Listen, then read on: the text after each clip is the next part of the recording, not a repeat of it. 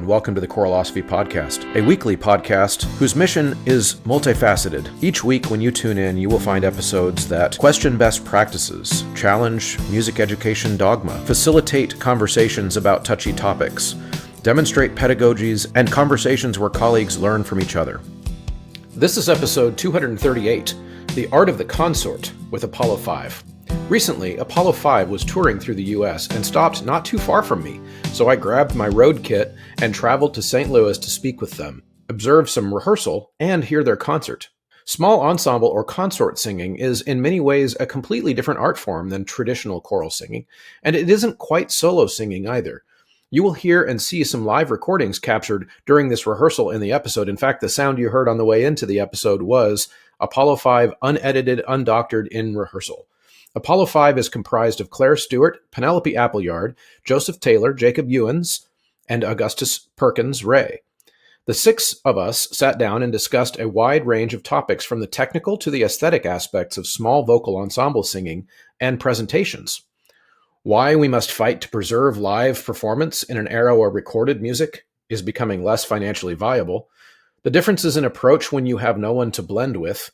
The barriers that we avoid when there is no conductor in the concert, and making our performances more accessible by being mindful of how we communicate with the audience. So don't miss this one. Tune in and stick around all the way to the end. There are laughs, there are really interesting insights, and of course, if it stimulates thoughts or questions, head over to the Choral5 Facebook page, subscribe there, or you can subscribe for free at Substack, choral5.substack.com. Music educators, performers, and event organizers, listen up. What if I told you there's a platform that sells your tickets, markets your concerts, manages volunteers, runs fundraisers, and even tracks merchandise and concession sales, all in one place? Meet Ludus, the all-in-one event solution built for the arts. And if you need help, their live customer support is like having your own backstage crew. I know I've used it a ton of times to get quick answers on the day of a show, and we need to solve a problem, and they pop right up. And here's the best part. It's completely free for your organization. Join them today because your music deserves more than just a ticketing platform. I would like to encourage you to become a paid subscriber to this show. That's not required, but if you want me to keep doing it forever, I'm going to have those people subscribed. You can start at $3 a month, all the way up to $20 a month. And on Patreon, there's a list of different levels with different perks, so to speak. Or on Substack, you can simply upgrade your free subscription there to a paid subscription. The producers and inner circle at Patreon are Venture Studios, Brian Long, Angie Schilling, Danelle Eckert, David Kowalczyk, Kyle Peterson, Max Jackson, Michael Herron, and Steve and Kathy Kakacek. Okay, so we're live, we're recording, and I'm here with Apollo5. Welcome. Thank you. This is going to be lots of fun. Why don't we just start by going around and having everybody introduce themselves, who you are, what you do with the group, and maybe just a short bit about where you come from. Why don't you start over here? My name is Gus, and I'm the bass, as you may be able to hear. I'm from London, and I now live in Spain. I live in Barcelona, so I had a very long journey yesterday. Started a little bit earlier than the journey from London for everyone else. Been in the group for 3.5 years, and actually, the first time I came to the US with Apollo5, this was my first performance venue, this church. Really? Yeah. That's really interesting. Very cool. Didn't know that. A full circle moment. Full circle moment. That's great. And who are you? Hi, I'm Penny. I'm the soprano in the group, as again you may be able to hear. I've been in the group for about 8 years, I think, now. Maybe it's a little bit longer than that. I'm looking around to see if anyone can help me with it. I think it's about that long. Second longest after Clare now. And I live in Somerset in the UK. Great, awesome. Hi, my name's Clare, and I am the mezzo-soprano in the group, and I founded Apollo5 15 years ago now, so we're in our 15th year. So it has evolved to the wonderful ensemble you've seen before you. That's wonderful.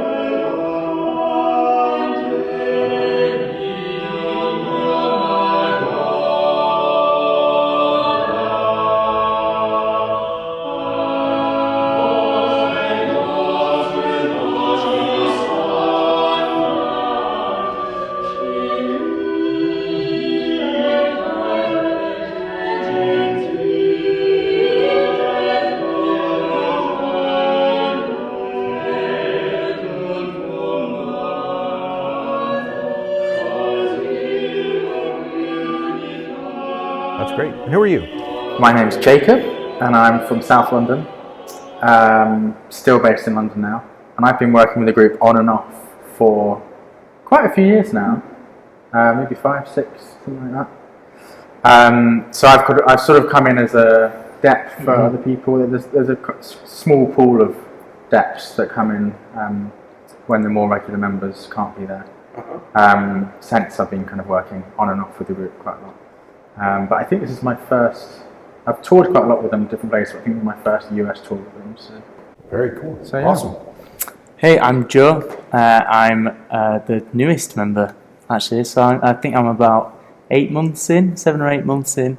And I'm from the north of England, as you might be able to tell. But yeah, first time in America as well. So super Welcome. excited. Yeah, thank you. That's very cool. Now, have they stopped teasing and hazing you as the new kid yet? No, not yet.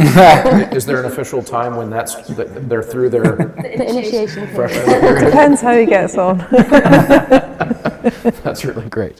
Now, what I'm curious about, to start our conversation, kind of getting right into the nerdiest choral bits of our conversation, I'm going to assume, now please tell me if I've assumed wrong, but I'm going to assume that all of you have a background in singing in what you would call more of a traditional choir that's not one on a part, that you grew up, cut your teeth, so to speak, singing in normal choir. Is that accurate for everybody? Mostly. Yes, for me. Yeah. Everyone's done quite a variety of things. Quite often church choirs as well. Just being here in a church kind of makes me think of that. Yeah. I started as a chorister. Yeah, we actually figured out last night that Jacob and I sang together when we were like 10 years old. And we had no idea.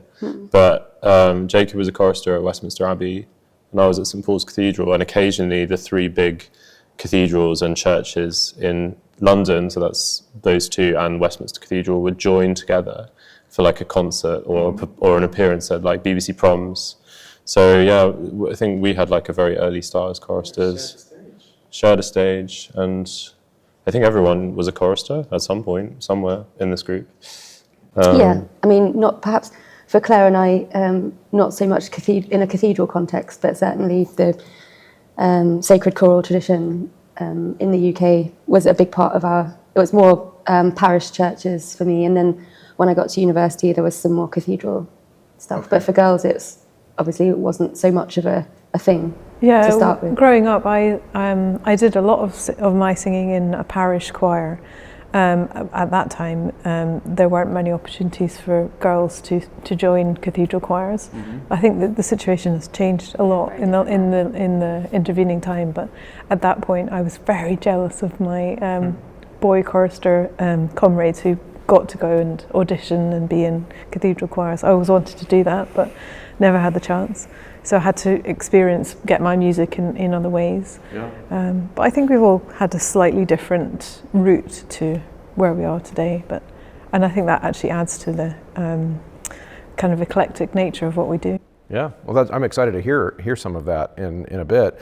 Now, since you all grew up, and so did I, singing in a choir that was larger, and I would love to hear from everybody's view on this, if possible, if you've got some thoughts about it. But what are the ways in which preparing your mindset, preparing to perform, preparing for a group like this that is one on a part, in what ways does that change the way you approach the rehearsal, the learning of the music, yourself as a singer?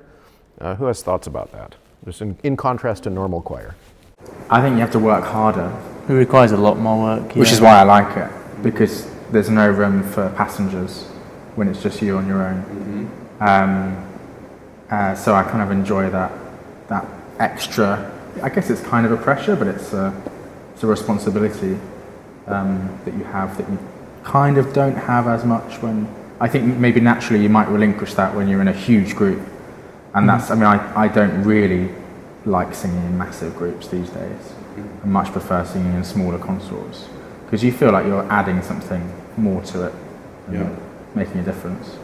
Yeah, and conversely, I think also when you're one to a part, you actually have more freedom as well, because you don't have to breathe when anyone else breathes. You don't have to do the same as other people on your part. You can approach it more as a soloist, which I. You also don't have to think about blending with another another voice on your yeah, exactly. Because because it's your voice and that's it. It's quite challenging. It can be quite challenging when people have such different types of voices and timbres of voices. So, as Penny said, it is quite freeing, I find.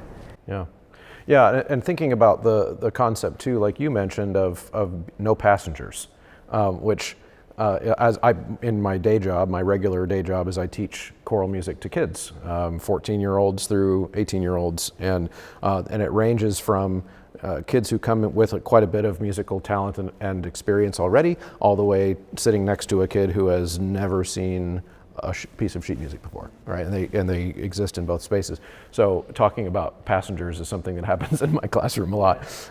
And so kind of building on that idea, are there ways that this group would function, or if you could just kind of let us in behind the scenes, pull back the curtain on the way your group functions when new music goes out? So like, we're going to do a program and it's got this music on the program. How does the preparation begin? Does the music go out in advance, or do you treat it like we're going to show up today and discover this all together? How does that work? And feel free to field that, anyone. Generally, we tend to get a new piece of music and have a sing through together, just a sort of sight read of it all together, just to see how we feel about it, how we feel about the key, because with what we do, we tend to be quite flexible with changing the pitch of pieces to suit our ranges. So we might sing through, so we are happy with the key, or pick a new key which fits us better. And once we've done that, we take it away and do our own kind of learning, and then we bring it back together so that we can finesse it. So there's not an expectation that the music, that you're coming prepared for the rehearsal. You're going to discover it, essentially, altogether. We all love to travel with our students, but we definitely don't love planning a trip. I know I've been there as the point person for details, and it is a nightmare. Forms, payments, fundraising, it's a never-ending task that takes away from doing what we love. That's where Kaleidoscope Adventures comes in. They've been planning performance trips for more than 30 years and handle all the details from start to finish. And one of the best parts about Kaleidoscope, they have crowdfunding options for every traveler. Contact Kaleidoscope Adventures at mykatrip.com to find out how they can take your travel beyond expectations. Yeah, I think that both kind of both things happen, in that we meet, and as Claire said, we kind of sing it through initially, and depending on the complexity of the piece, with varying degrees of success, because it may be quite difficult, and then we're like, okay, we need to go and look at this, and then everyone's prep work is kind of different. So some of us, I think, are prepared more by listening and maybe singing along if we have like a track that's been already given by the composer or something like that. Or some of us sit at keyboards and figure out notes that way. And then there is an expectation that when we next come to the rehearsal, it will be in fairly good shape already, just from like the provisional prep work that we've done. Mm-hmm. And then it's more about being able to kind of finesse it. And we do spend a lot of time rehearsing. That's because, I suppose, as Jacob said, there's no space for, it has to be really specific in terms of what we're trying to accomplish, and like the sound has to be, perfect, really. So it takes a lot of kind of honing and shaping to do that. Yeah. In a larger choir, if I'm one of 4 or 5 tenors, I can say I'm prepared, and there's that 1-3 measures that I just really don't know, but nobody will know. But in a group like this, that's 3 measures, everyone will know. Right? Yeah. Would all of you be willing to share kind of what your preparation routine is? Like, so are you a listener? Are you a plunker on the piano? Like, how do you do those things? Is that trade secret? I'd say I'm definitely a plunker on the piano. Brilliant. I start a little extract.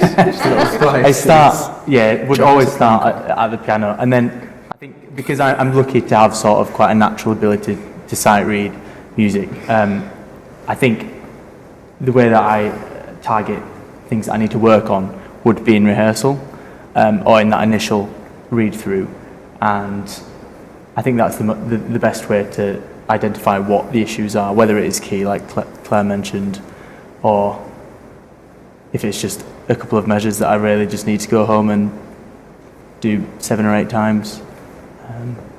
But yeah. Yeah, I feel like saying what we do is not as exciting as some people might think. It's pretty mundane stuff. Am I a plonker? Maybe I'm a plonker as well. I guess just from looking at the notes, I'm more of a score-based kind of person, rather than listening to a track. If I need to learn something or look at something, I will just look through the score and hear it in my head and be able to just pick out what I need to look at. Or I guess if there's pieces that require, you've got a solo in maybe or something a little bit more tricky, then I'll definitely spend time taking that to bits in the practice room and doing vocal exercises around the tune and just so I make sure it's really in the body. Yeah, ooh, that's good. Yeah, what else? I think I like to get a general feel of the landscape of a piece by doing listening. I will, if there's a new piece coming in, I will tend to, if it's already in the choral world music repertoire, I'll go and listen to as many different recordings of it as I can, just to get the feel of it and see how I feel about the different interpretations of it. And I'll start there, and then I will go back to the copy, and I actually have quite a visual memory, so I will kind of look at something and then memorize it that way. That's lucky. I feel memorization for me is still quite difficult, especially if you don't do it a lot. You're not in the habit. There was a time where I was working with you guys a lot more, and I got into the groove of it, but these days I don't really, there's not many groups that demand memorization. Yeah, I think I was the top listener on Spotify of Apollo5 last year because of the amount of music that I had to memorize. Yeah, exactly. It came across like that. It won't be like that this year.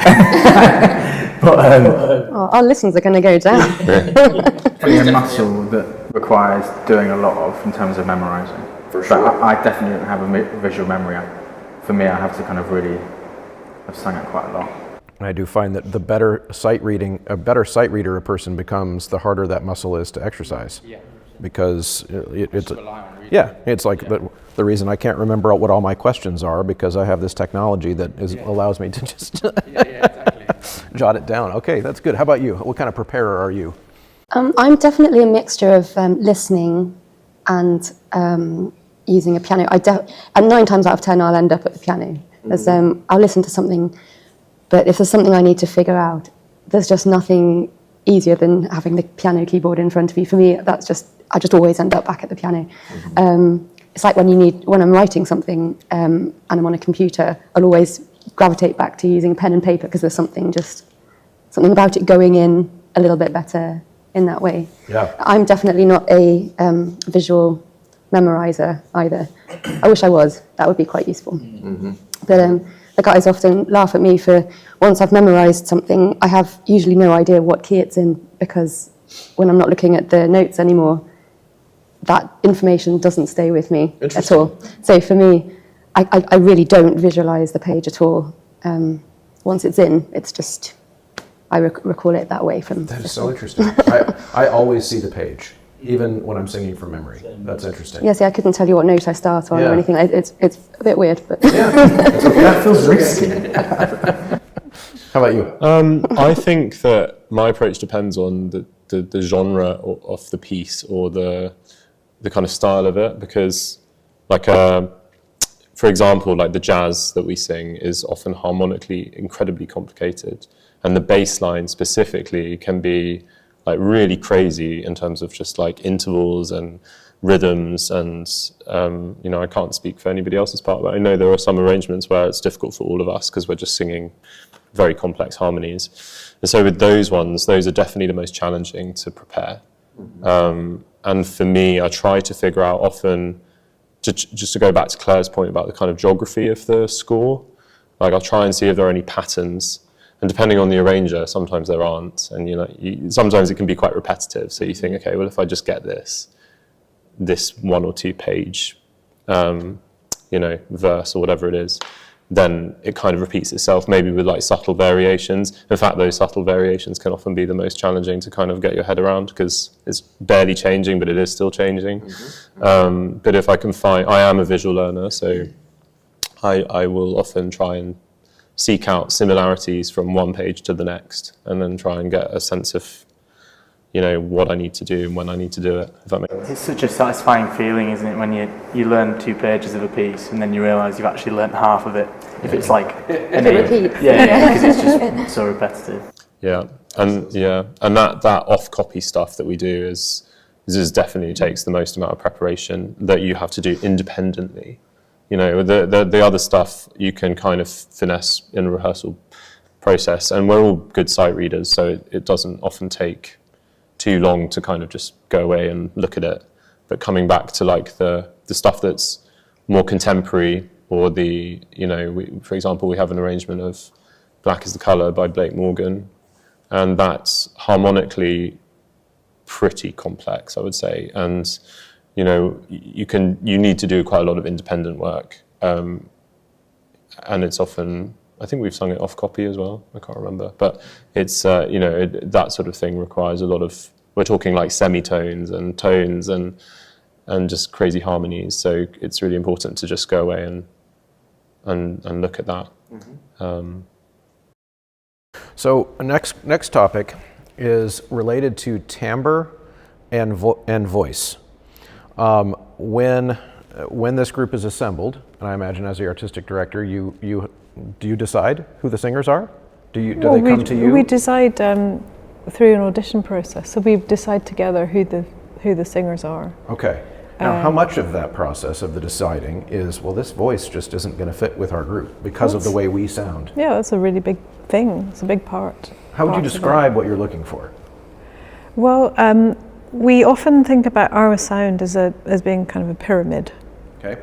So vocally, as you go up the ensemble, the voices, it's quite difficult to explain. The voices need to become, I don't know, more direct, more pure in sound.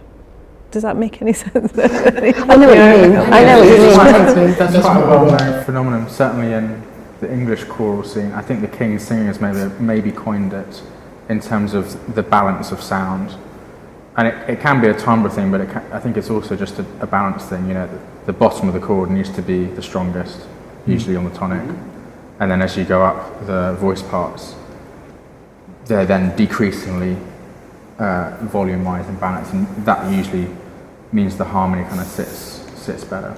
But I think in terms of timbre as well, maybe the lower voices can afford to be a bit more rich, a bit richer. They just need to complement each other, don't they? Yeah. There is the uniqueness of having 2 tenors, which a lot of choirs don't, and I think we have to work quite hard to make sure that we're matching, because I mean all the voices are quite close, especially in close harmony, but I think because we're singing at the same timbre in a way, it's quite important to match the tenors.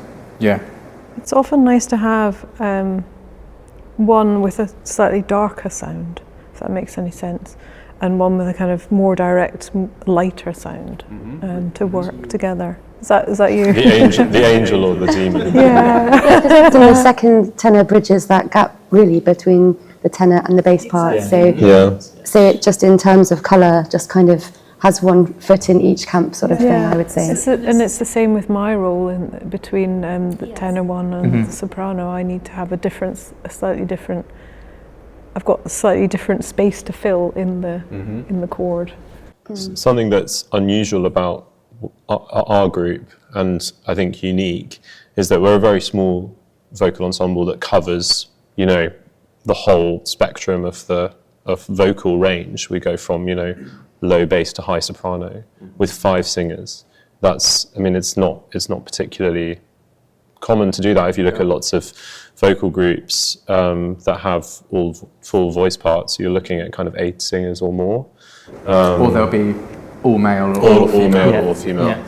And so I think that it's to do with timbre, but what we're looking for also is someone is flexible and versatile when it comes to range. And you know, there's often times where Joe sings like a baritone, and so to kind of come down in register, but then also incorporate a more kind of darker baritonal sound, that sort of thing is about being adaptable, and kind of, you know, showing off as much colour as you can in terms of vocal. I think that's key. With Apollo5, we try to have a very broad palette of sound. So, for example, I'm often singing in a really kind of contralto-y range, and then I'm off singing second soprano line as well in the next. So it's about having that broad palette of colour at our fingertips, which I think is what makes it exciting for the audience. Yeah. Now, of course, you're stuck with 5 now because it's right in the name. So you can't have 4 and you can't have 6. Although sometimes we go. Well, we can, but we can in terms of programming. We quite like to program some pieces with four singers singing, 3 singers singing, even a duet Within the concert, within the program to take the audience on a kind of oral journey. Sure. Okay, music educators of any age group, any level, any instrument, it's time to ditch the old-fashioned paper music literacy tools and sign up for Sight Reading Factory. It's just going to change everything about how you do what you do and the efficiency with which you do it. So go to Sight Reading Factory, sign up for $35 a year, and then knock 10% of that off when you enter Choralosophy at checkout. First time you sign up, every time you renew, and if you add accounts for a couple bucks per kid per student, you can knock 10% off of that as well. It's just a no-brainer. So head over to Sight Reading Factory and get signed up today. Sure. Which is a nice way to kind of change it up like that. Right. Now, apart from the fact that there's a number 5 in the name already, why 5? You already mentioned the challenge with 2 tenors, and so you've got the SATB. Why not 4? Like, how did you arrive at 5? Well, I think when Apollo5 started, it started in quite an organic way. We were looking for people who wanted to start something new and create something together, and initially we just put feelers out in the kind of choral scene, and we got 5 people who turned up to start this project. It just so happened there were 5. In fact, we had 2 sopranos, a tenor, a baritone, and a bass at that point. So that the 5 stuck, but the particular voice parts slightly changed, and we evolved. Okay. Something, if I can just add something to that, something that's quite interesting that people often say, critics or audience members, is that it feels like there are more singers than the 5 in the group. And I don't know if that's something to do with the combination of voice types or if it's just the way that we sing. And, I think that we've each got an opportunity to sing out as a soloist within the group. And I think that's sort of been the mantra every now and then in this group to sing, as soloists, but creating also like a kind of homogeneous, blended tone. And so when we get it right, I think that the effect is often, wow, there's only 5 of them, but it feels like a much bigger sort of instrument. Yeah. And that speaks in some ways too to my original question about choosing a singer that already demonstrates some compatibility with the sound of the group. There would be some, maybe I'm thinking of like an operatic singer with a gigantic instrument that would have to constrain themselves every time they make noise. Those types of things you have to choose the instrument, so to speak, that you're missing or that you need. Okay, yeah, that's really interesting. So next thought. Artistic direction. You serve as the artistic director and the founder of the group. This is a question I always love to get, like the singer's perspective too, but also yours. How does that work in this group? Walk us through how a rehearsal goes, and then how do you see your role as artistic director? And then feel free to tell her about that. Absolute dictatorship. It's horrible. It's really. I think from the start, I always wanted to find a way of working that could be really collaborative, like really genuinely collaborative in the rehearsal room, on stage, so that there was a real sense of ownership of the group and of the sound. There weren't any fixed ideas of what we were trying to achieve. It was really about 5 individual voices, but also imaginations, thoughts, experience, musical preferences, musical tastes, bringing all that together in a kind of melting pot together, so that we can create something that's actually genuinely unique and interesting and alive and evolving. So that was the concept that I always wanted to have when establishing the group, and I hope that we do feel that we have the space to artistically contribute in rehearsal and to the product that we're trying to create. So whereas I will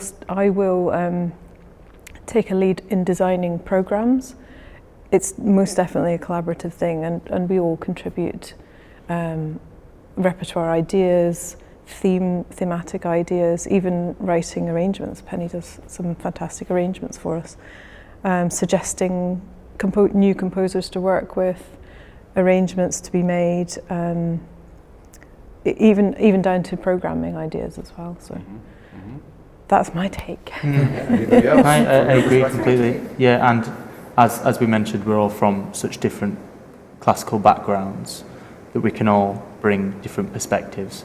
I think I get excited when we're looking at like Italian madrigals and things like that. That's more my cup of tea. But then when I joined the group, I'd never sung pop or jazz professionally. So getting these guys' input was really important for me to learn and work out how I contribute in that way. And you're almost like our resident choreographer. Penny's very good at telling us, like we're not moving enough, or there needs to be a new scene with this new song with the next song that we're performing. There needs to be a new scene. There needs to be something different. We need to be standing in a different way, or putting some dance moves in, or whatever. So, in that respect, I do work quite visually. Actually, I like to think from an audience perspective, what needs to happen. But yeah, it is very collaborative. Claire's right, and that's definitely been achieved. We all get to chip in and provide our ideas, and yeah, it's a team effort. I have a more direct question then. So let's say you're in the heat of a rehearsal, and is it you that would say, we're just too loud here, or that fermata needs to last longer? Can we do like the technical aspects? Do you ever have to just say, this is how we're doing it? Well, I do, but so does everyone else in it's their all- own it's way. all of us. That's what I'm getting at. Yeah, It is a democracy in rehearsals, I think. Everything's fair game. I think, it's very rare that we would have two opposite opinions. I mean, it happens, but Some points They take longer to discuss than others. I mean, sometimes we really do get into a debate about it, but and that's the moment where I was like, because democracy takes longer. Because I have an idea in my mind what we need to achieve in this rehearsal, so I say we do have to move on from this point. It's about compromise. That is the biggest thing, I think. That is more often than not the resolution is compromise. If someone's got one idea, someone's got another, then you try and meet in the middle. And we're all in it at the end of the day. We're all singing, we're all listening, and maybe one person can hear something that someone else can't. But it's very difficult to be absolutely sure that what you're hearing is correct, because you're also singing. I mean, unless you're. There are obviously times where maybe there's not a bass line, so I'll go out and listen. But if we're all singing at the same time in like a homophonic texture, then it's very difficult to just be absolutely certain that you're correct about everything all the time. Well, that's why there's a lot of trust involved. We have to. What we're doing is we're opening ourselves up in a really personal way. Our voice is our instrument, is our body, so any kind of sense of criticism is difficult, but it's necessary, and we have to be open to hearing things and taking them on board. And we do quite often. We'll try things if two people are saying this way would be better or this way better. We normally would try both and see. And normally there's quite a clear answer, isn't there? So. A winner. The winning idea and the losing idea. Right. So it sounds like what's going on is that the singers in the group they all have to come, especially in a group this size, have to come to the rehearsal process with a shared responsibility for the final product. You can't walk in saying, well, ultimately it's Claire's job to decide, so I'm just going to show up and sing bass, or I'm just going to show up and sing soprano. Yeah, it's not. It wouldn't be as enjoyable. I mean, we're here because we want to make fantastic music, and we all are quite sort of musically opinionated, and I think that gives the group a real kind of strength and character. Yeah, that's wonderful. And it's, I think, one of the difficult things, I don't know about you guys, but you know, this is mostly what we do, singing in Apollo5, but obviously we'll often go and do something else, sing with another choir, like go and do a church service, or, you know, sing with a concert with another group for 1 or 2 performances. And I find it really hard to be given like hard instructions all the time, because I'm just so used to being able to just be like, let's talk about it. But like often it is very difficult to go back to that world of, you know, being, you know, with a choir director who is also not always correct about things. Right. Like often, you know, like I'll be like the basses are always told like, oh, you're singing too loudly, and it's like, no one's singing because you've already said this, so no one is. He's off on one now. You're not going to stay. It's got to grow. Yeah. Oh yeah, that's interesting. You know, because I would imagine flipping back and forth between those two worlds is challenging in a lot of ways. What is that schedule like? How full time is this group for you? Well, it's my full-time job, and we have a number of fantastic agents working on our behalf. We've got a general manager who's busy filling our tour schedule, and we have other kind of satellite agents here in the US and also in Germany and in France. So yeah, it is a busy schedule we have, but there is still time for people to pursue other things, soloist work, and as Gus mentioned, other ensembles. But it does take up most of our time. Is there an off season? Like, is there a time of year that's... There are funny months. November is a weird one. I don't know why. Do you know what? It's really hard to like find a time to go on holiday, I find. So like to know when you're absolutely 100% not going to be working. That's true. And obviously, like, we need to work. You need to like make a living. So like if the work comes in, it kind of has to take priority. But the only time I know I'm not going to be working is like Christmas Day to maybe like the 3rd of January. Mm-hmm. So I think that's the problem with all freelancers, really, isn't it? Yeah, that's true. Yeah, it's the thing generally about singing. You've got to earn your money, but then you could end up quite easily just never having a holiday. This is a tricky balance.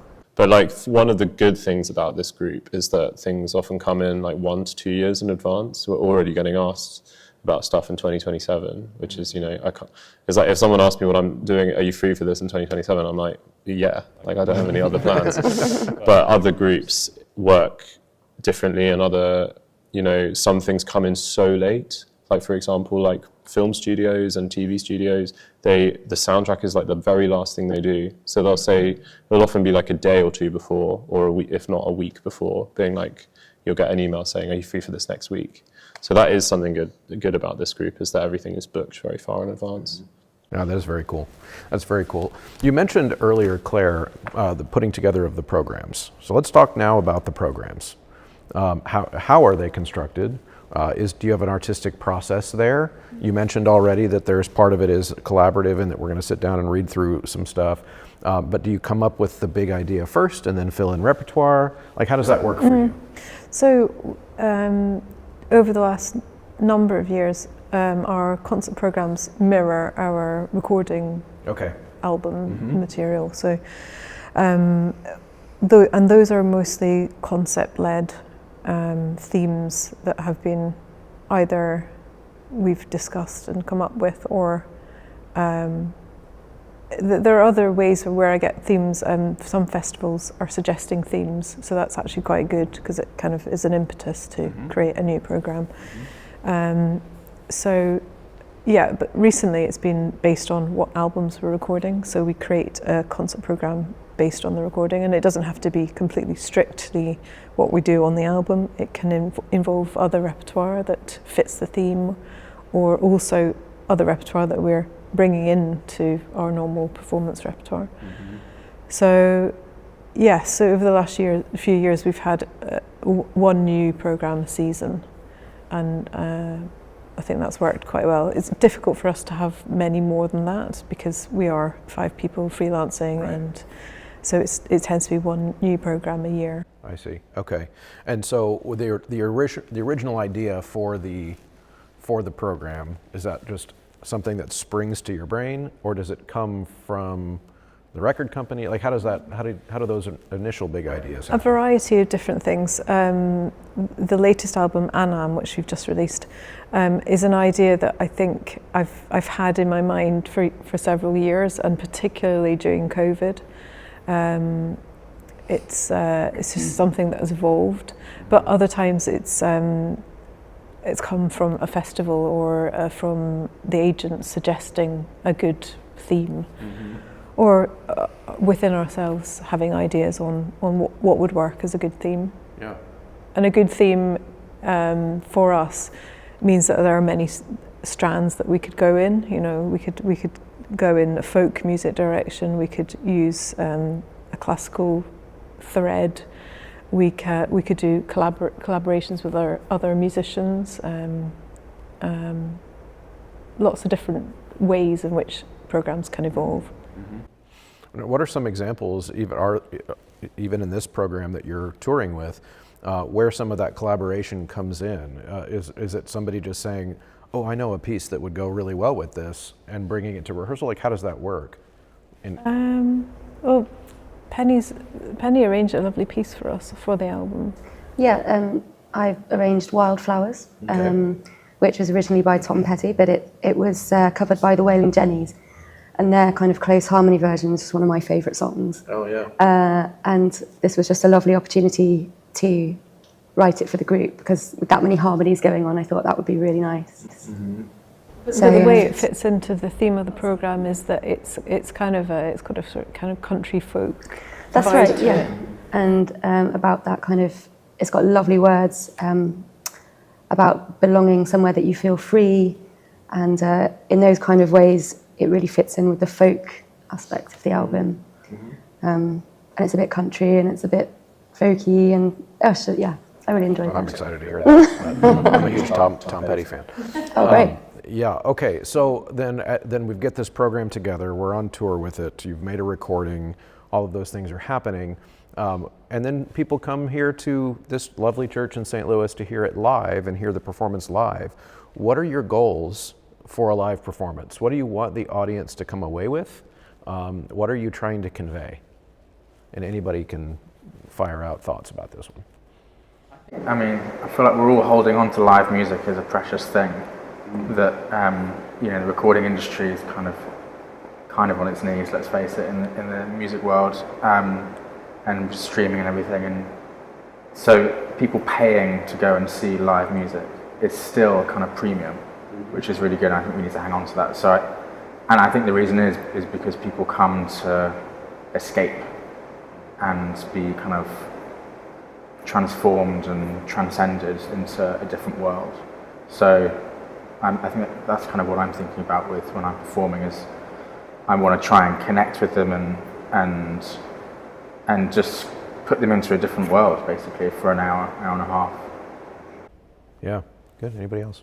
I think I agree with Jacob, and I think it's also about shared experience. It's like almost like a communion amongst everyone, like in the literal sense of the word, like a shared experience, something that we're all here together. I mean, especially like post-COVID, post-lockdown, that kind of experience is very valuable. I think it made us all realize how important it is to have something that we can share with other people who experience it together. And even like the social aspect of our concerts, we try to make people feel relaxed and laugh, like when we're introducing songs, and there is still like a social aspect coming to concerts, and I think that's a bigger part of the experience for me. And we do talk to them after. We usually do meet and greets after the concerts and CD signings, so there's that element to it as well. Yeah. Thoughts about goals for the live performance? It's about a connection, and that's been mentioned. It's about removing the barrier between the performer and the audience, I think. And part of the reason for us to do things without music in front of us is that it removes one of the barriers, and we can really connect with the audience. And it's about storytelling, and all stories are common to everyone. So I think if we're doing our job well, we'll be telling a story that is familiar to that person sitting there in the audience, and they can feel a connection to that. Yeah. I think also in a musical sense, we want them to, for it to be memorable, and for them to go away thinking, I've not heard anything like that before. They may have heard lots of other choral groups, and they might be a fan of choral music and a cappella music, but that this is something a bit different, and that they really enjoyed it, and remember us for the reason of the music that we create, compared to all the other groups. I love that. I love all of those answers. The social aspect jumps out at me because I remember, I think it was 2013 or 14 maybe, I was in London.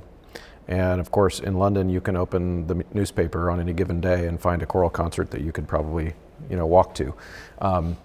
So my first thought was, I'm in the wrong country. That's not something that you can find here. And so I went to Susie Digby's concert, and just because it was the one closest to my hotel. I'd never heard of her before, and I showed up. And after the concert, somebody got up and said, after the concert, we're all walking to the pub. Feel free to join us. I was like, sounds right. What is this? Yeah. What is, we can't do, part of that is just the geography of the United States. Everything's so spread out, you can't just walk to the pub. You have to get it, everybody's got to go get in their car, and then we can all and by that point, everyone just wants to go home. And so you don't quite have that part of the choral culture here. And I think that a meet and greet is a great way to kind of bridge that gap, because they're not going to follow you to the pub afterwards. That kind of. Sometimes they do. Sometimes they buy a round. Yeah. Okay. That's good. That's good. I'm proud of us Americans. That's good. Yeah. Take notes. Take notes. That's right. Okay. Yeah. This is really good. So let's talk as we kind of wrap this up. Let's talk about ways that we can, that audience members that are listening to this can find more about the group. Projects that, of course, in the beyond the Anam project that you're promoting right now, but other things in the past you think are really worth them going back and listening to. Just basically anything you want to plug. This is plug time. Yeah. Well, do you want to go, or John? Well, I think firstly, we have all of our albums on streaming sites like Apple Music and Spotify, and we have a lot of videos on YouTube. So that's kind of where to watch us or listen to us. We also have a website with a mailing list that people can sign up to now. So the website is apollo5.co.uk, and all our social media handles are apollo5.uk. So this is where people can find out more about the group and go back through our discography and listen to different albums. Every album's got its own kind of character and feeling. So there's kind of something for everyone. If you like choral music, we've done stuff with mostly sacred music, and then there's other albums that are more folky or more jazzy or Christmassy. So yeah, all the E's. Okay. Now, and there is a connection between the group and the Voce 8 Foundation. Tell us a little bit about that. Where did that come about, and what does that collaboration mean? So we are part of the Voce 8 Foundation, and that is it's a charity in the UK. You call it something else here. I can't remember what it is. What, a 501c3? That's the one, we have an IRS tax code for it. Yes. And the purpose of the foundation is to inspire people through music, and to inspire people to get singing, basically, in a choral sense. So wherever we go, we like to be able to work with school choirs, universities, community organisations, just getting people into singing. Yeah. We might do master classes, which will be about really finessing all the choral skills that we've been talking about with really, the elite school choir or university college choir or a cappella ensemble, but right down to the grassroots, getting kids who've never had a singing experience or never heard live music before, giving them their first opportunity to do that. So if your listeners are interested in finding out more, as Gus said, there's a mailing list to sign up to for more information. Yeah, that's great. And we'll put links to everything in the show notes and tag some clips and all that kind of stuff. We'll do the best we can to spread the word. Now, I do have a question still about that, though, about that mission, because of course I'm a music educator. Most of my audience members are music educators. When you do things with young singers, for example, or with community singers, as you travel around, is there a performance goal oftentimes, or is it just purely educational, or a mix, or how does that work? It varies for every group that we're working for, and I think the nice thing about the foundation is that we target the group and we say, what can we provide you that you can take away from this, rather than just, there is the Voce method, which is great, and it's sort of you do this and you can't really go wrong, but it also has to adapt to every group that you're working. Exactly, yeah. I think most of the time, if there is a performance goal, it's to go into a room and share like the joy of singing and and this beautiful music with people who may have never been exposed to it. Sometimes they have. Sometimes they're here because they're like super nerds or whatever. They're just like cool nerds and geeks, and we love that as well. But like often it's to a group of young people who have never heard like a cappella singing before. And so that's really special, because I think that in those environments and in those situations you have the real power and responsibility, I think, also to really engage with somebody and maybe, I don't know, change. It's not a ridiculous thing to say that you can change people's lives through going and delivering a masterclass or a workshop.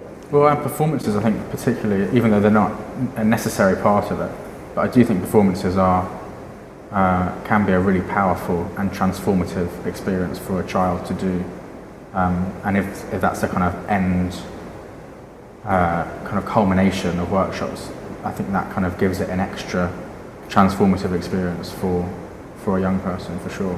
We do a range of different things. So we may show up and just do 1 hour-long workshop, masterclass with a college choir, and then they might come and attend our evening concert.